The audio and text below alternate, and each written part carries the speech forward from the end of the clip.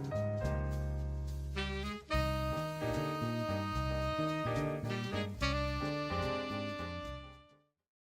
everybody. It is me, Confusing. Today we are talking about High School DXD Hero, Episode 11. Wow, just wow! Like, man, that fight with against Sagrog, it went exactly the way it did. Because at first, in my last review, I said that Kiba would die first, but then I think I changed my death thing to Roseweiss. But then they faked it out with Roseweiss coming back, so I was just like, wait, is my like my theory? Well, I was just like, is Kiba actually gonna die first? But then Roseweiss ended up dying first. So then I was like, yes, it went exactly the way I thought it would. I think I said that it would be Kiba, Roseweiss, then Zonivia, or maybe Zonivia, then Roseweiss last. But then I changed it, saying, no, wait, but Roseweiss is like a weak ass person. So I was just like, she's gonna die first. Then probably Zonivia or Kiba are like almost like equals.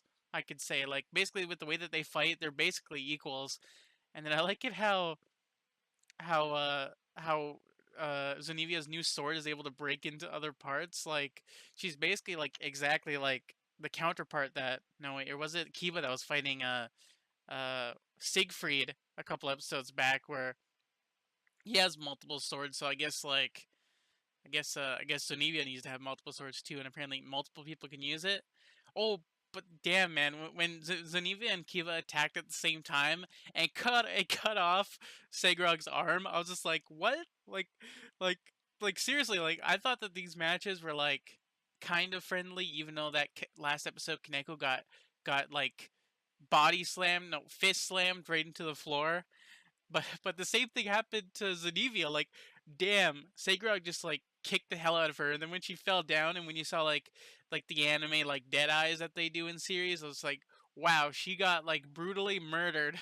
And Kiba was just like he like was able to stay like awake the whole entire time.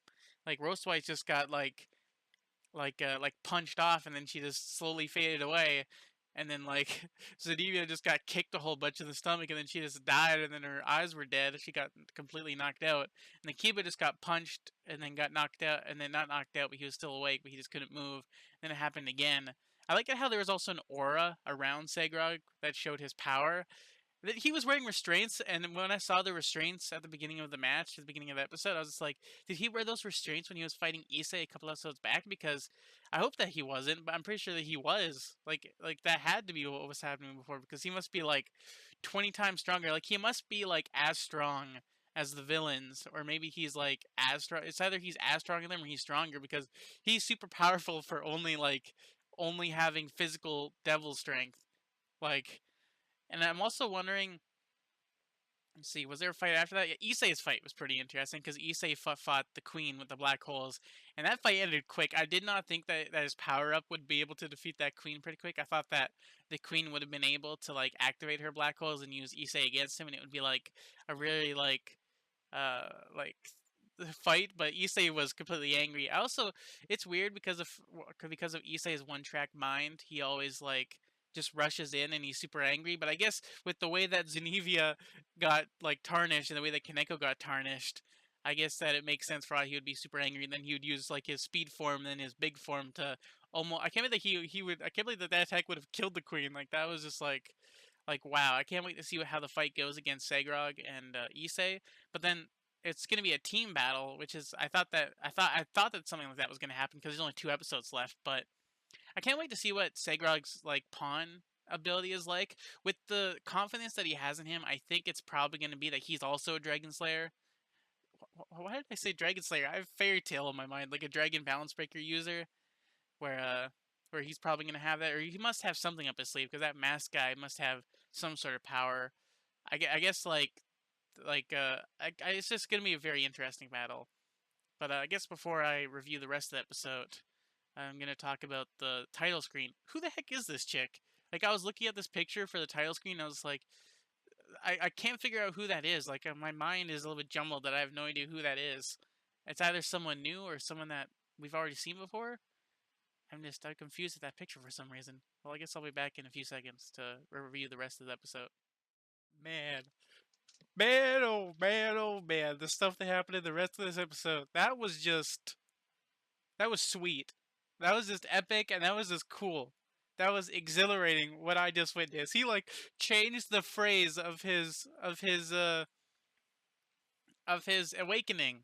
He like changed it completely. Also, he like changed it. He changes the words and everything, and now he's like the Dragon King of pervertedness. Like he called himself the Dragon King, which he is like. He did say like the two Dragon Kings. But I also find it weird how I'm talking about the ending first instead of the rest of this episode. But the previous White Dragon Emperor was within him. Wow, that's just insane how when he took that piece and had the two arms that it still remained with him, because I was wondering where it went, because I was wondering why one of his arms wasn't white anymore, and I was wondering like shouldn't he still have it if he combined it with him, like if he combined it with his arm, because you would think that it would stay there. And I like it how they didn't forget, the creator didn't forget that happened, and then he made a use for it. Like I like it how that guy was there and he helped them change the words and everything in order to make him activate. Oh, I just remembered it. His Juggernaut drive. So now he has a Juggernaut drive that doesn't look like the monstrous form that all of his previous forms used. I like it how he was able to change his previous users within him. That's also an interesting fact. How most of them are like change their minds. And I was thinking about maybe like rehearsing the words and saying them in the rest of this review, but changing your futures with everyone. Like I like it how like that speech was very it was a very cool speech, and I'm probably gonna remember it. But it was cool seeing. I wonder if that guy's gonna stay or if he's also gonna disappear like the previous Red Dragon Emperors. I wonder if that White Dragon Emperor is gonna stay or if he's gonna leave. But I guess I wonder if the all the other ones that were dead might come back to life and might actually have life, and he'll actually be able to talk to them in the future. Because that'd be cool. Because like if all of them like are able to like regain their morality, their like senses, then they could probably give him tips and tricks and stuff like that. But I like it how he just looks like a red version of the White Dragon Emperor. They could have changed it a little bit, but I guess most of them look the same in terms of it. But Sagrog's form, same thing with the friggin' kid. I was like, that kid has something hiding in himself, and then it ends up being a friggin' lion. He's the lion that fought off Hercules. Just I did not expect that because I thought that he was going to be another dragon balance breaker, but he was just like a living balance breaker that turns into a lion, but can also form into a human form. But then he could also attach himself to a master, any master, or maybe he did have a contract with Sagrog, or maybe he's able to choose anyone, but he just attached himself to Jagrog and they fought. But I also found it funny because when he jumped in and punched him with when Issei punched Sagrog and then his thing broke, I was like, that can't be it. But then it was it. But then everyone had to cheer him on and call him the Boob Dragon. I was wondering where that kid was because in his a few episodes back when he got the message from all of his fans, I was like, I thought that kid was going to be a part of his messages. But then the kid was in this episode to help him. Like I knew that something like that was going to happen, like an emotional connection.